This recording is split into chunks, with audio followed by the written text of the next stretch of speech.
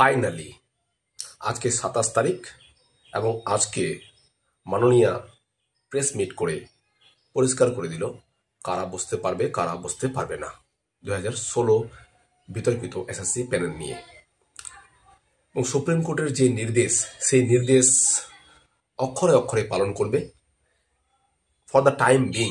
কেননা রাজ্য সরকার always review পিটিশনের জন্য যাবে এবং রিভিউ পিটিশন স্ট্রংলি লড়বে, সেই কথাটাও মাননীয়ার বক্তব্য থেকে উঠে আসলো। এবার সে তো পরের কথা, এবার ৩১ মে পর্যন্ত অ্যাডভার্টাইজমেন্ট দেওয়া, প্যানেলকে রিপ্যানেল এক্সাম নেওয়া, ইন্টারভিউ হওয়া, রিপ্যানেল করা 31 ডিসেম্বরের মধ্যে। যেটা বক্তব্য উঠে আসলো সেটা হচ্ছে যে নভেম্বরের মধ্যে প্যানেল প্রকাশ করে দিবে, ডিসেম্বরে জয়নিং যার যার মতো করে হবে। আবার সবচেয়ে ইন্টারেস্টিং বিষয় হলো যে আমরা যারা ভাবছিলাম যে অনলি ২০১৬ পরীক্ষার্থীরাই বসতে পারবে ভার্ডিক্ট অনুযায়ী, সেটা না, সেটা খুব ভালো একটা সাইন। তবে আরেকটা এখানে ব্যাপার একটা খুব ইন্টারেস্টিং, যেটা হচ্ছে যে বোথ নিউ অ্যান্ড ওল্ড দুইজনেই কম্পিটিশন করবে, মানে দুই দিক দিয়েই কম্পিটিশন হবে। টোটাল ৪৪,০০০ ভ্যাকেন্সির জন্য, ৪৪,০০০ প্লাস সব কিছু নিয়ে।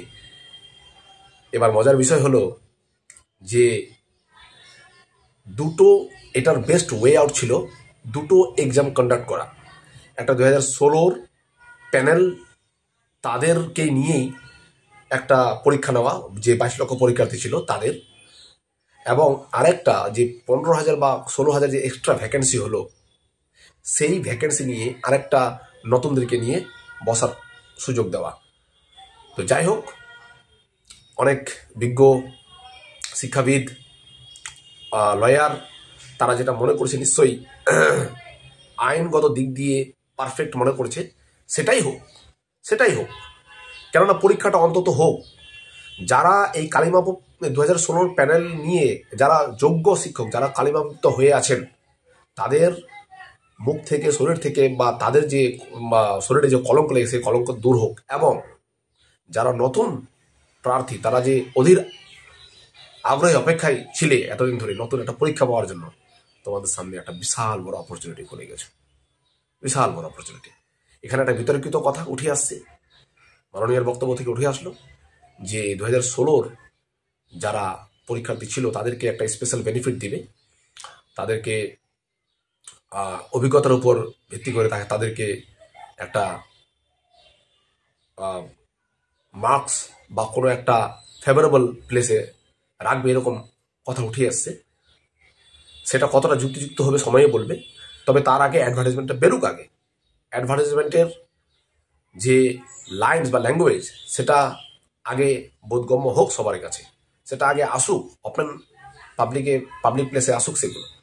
তারপর না হয় দেখা যাবে যে কি টার্মস অ্যান্ড কন্ডিশন দেওয়া থাকে। সেটা ৩০ মে লাউড অ্যান্ড ক্লিয়ার, ৩০ মেতে অ্যাডভার্টাইজমেন্ট বেরোচ্ছে সমস্ত দিক ঠিকঠাক করে। আর ওবিসি কেসটা নিয়ে যেটা ব্যাপার অনেকে বলছে, আমি নিজেও অনিশ্চিত ছিলাম ওবিসি ম্যাটারটা নিয়ে।